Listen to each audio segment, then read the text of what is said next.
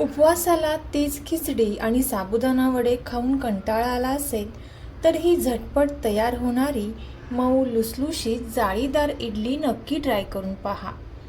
फक्त 15 मिनिटांमध्ये तयार होणारी ही इडली. कोणतीही पूर्वतयारी न करता आज आपण ही इडली तयार करणार आहोत आणि त्यासोबत झटपट तयार होणारी ओल्या नारळाची उपवासाची चटणी.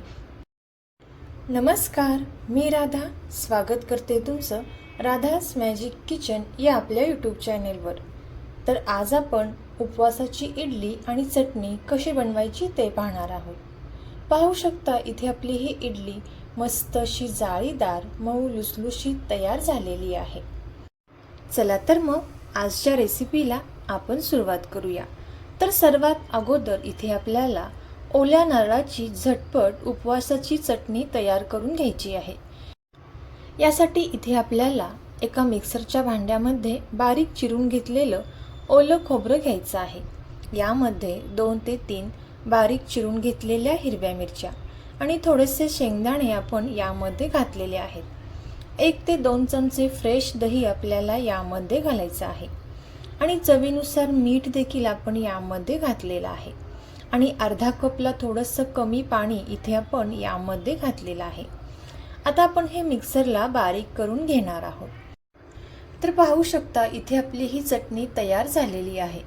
जर तुम्हाला चटणी घट्ट हवी असेल तर इथे तुम्ही पाण्याचा वापर थोडासा कमी करू शकता आणि पातळ हवी असेल तर थोडंसं पाणी तुम्ही यामध्ये घालू शकता. तर इथे आपण ही तयार करून घेतलेली चटणी एका बाउलमध्ये काढून घेतलेली आहे.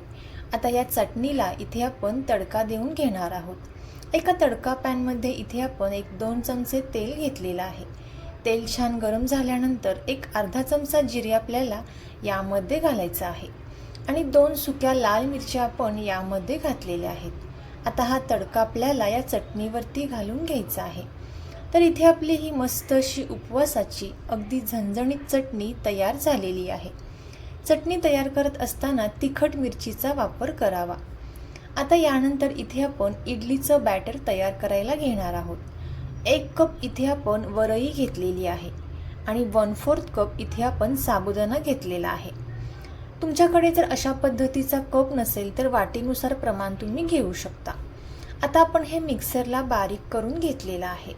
जर 1 वाटी तुम्ही भगर घ्याल तर इथे आपण 2 ते 3 चमचे साबुदाणा घ्यायचा आहे. आता यामध्ये आपल्याला फ्रेश दही वापरायचं आहे. 2 ते 3 चमचे दही यामध्ये मी घातलेला आहे आणि उकळून घेतलेला अर्धा बटाटा इथे आपल्याला यामध्ये घालायचा आहे.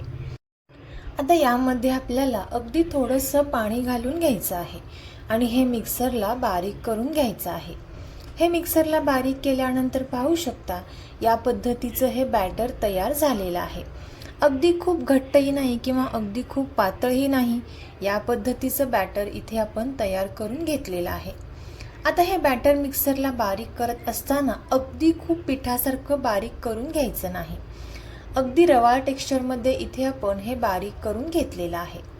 आता हे संपूर्ण बॅटर आपण एका बाउलमध्ये काढून घेतल्यानंतर हे चांगलं मिक्स करून घ्यायचं आहे. आता इथे मला हे बॅटर थोडंसं घट्ट वाटत आहे. यासाठी मिक्सरच्या भांड्यामध्ये इथे मी थोडंसं पाणी घालून हे यामध्ये मिक्स करून घेतलेलं आहे. आता आपण ज्या पद्धतीची डाळ तांदळाची इडली तयार करताना बॅटर तयार करतो त्यापेक्षा थोडंसं घट्ट बॅटर इथे आपल्याला तयार करून घ्यायचं आहे. आता इथे आपण हे चांगलं मिक्स करून घेतलेलं आहे. यावरती झाकण ठेवून 5 ते 6 मिनिटांसाठी आपल्याला हे साईडला ठेवून द्यायचं आहे. आता हे पीठ छान भिजेपर्यंत इथे आपण इडली प्लेटला आतून तेल लावून घ्यायचं आहे आणि यानंतर लगेचच गॅसवरती आपल्याला इडली पात्रामध्ये पाणी घालून पाणी छान गरम करण्यासाठी ठेवायचं आहे. आता हे पीठ सुद्धा छान असं भिजलेलं आहे. यामध्ये आपल्याला चवीनुसार मीठ घालून घ्यायचं आहे. इथे मी यामध्ये मीठ घातलेलं आहे पण व्हिडिओ थोडासा स्किप झालेला आहे. मीठ घातल्यानंतर हे चांगलं मिक्स करून घ्यायचं आहे आणि सर्वात शेवटी यावरती आपल्याला इनोचं छोटं सॅचेट यामध्ये घालायचं आहे. आता छान असं इनोचं सॅचेट घातल्यानंतर पुन्हा एकदा आपण हे चांगलं मिक्स करून घेणार आहोत. आता हे चांगलं मिक्स केल्यानंतर 1-2 मिनिटांनंतर हे बॅटर लगेचच छान असं फुलून येईल. पाहू शकता हे बॅटर छान असं फुलून आलेलं आहे. आता इथे आपण एका साईडला इडली पात्रामध्ये पाणी छान उकळण्यासाठी ठेवलेलं आहे. लक्षात ठेवा, बॅटरमध्ये इनो घालण्या अगोदर इडली पात्रामध्ये पाणी उकळण्यासाठी ठेवायचं आहे. छान असं पाणी उकळल्यानंतरच आपल्याला इडली प्लेटमध्ये हे बॅटर घालून घ्यायचं आहे. आता लगेचच इथे आपण इडली प्लेटमध्ये बॅटर घालून घेणार आहोत आणि याच प्रकारे इथे आपण बाकीच्या सुद्धा प्लेटमध्ये हे बॅटर घालून घेतलेलं आहे. आता इडली पात्रामध्ये आपण या प्लेट ठेवून घेणार आहोत आणि गॅसचा फ्लेम इथे आपल्याला फुल करायचा आहे आणि 15 मिनिटांसाठी छान अशी वाफ येऊन द्यायची आहे. 15 मिनिटांनंतर इथे ही इडली छान अशी तयार झालेली असेल. तर पाहू शकता इथे आपण 15 मिनिटांनंतर ही इडली चेक करून घेणार आहोत. तर मस्त अशी छान इडली इथे तयार झालेली आहे. एका सुरीच्या साहाय्याने इथे आपण ही इडली चेक करून घेणार आहोत. सुरीला तर पाहू शकता मस्त अशी गुबगुबीत छान जाळीदार उपवासाची झटपट इडली इथे तयार झालेली आहे. तर तुम्ही सुद्धा याच पद्धतीने उपवासाची ही इडली नक्की ट्राय करून पहा आणि कशी झाली ती कमेंट करून नक्की सांगा. तुम्हाला जर ही रेसिपी आवडली असेल तर नक्कीच आपले मित्रमैत्रिणी आणि नातेवाईकांसोबत शेअर करा.